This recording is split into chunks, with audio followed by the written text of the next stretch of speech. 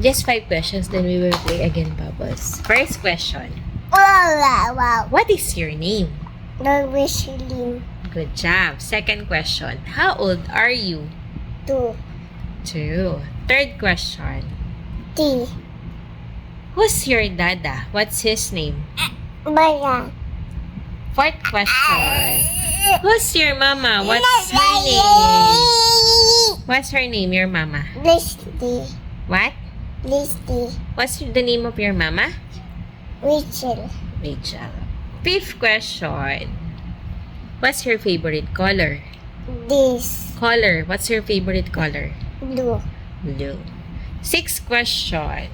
This. What's your favorite food? Fruit. What's your favorite fruit?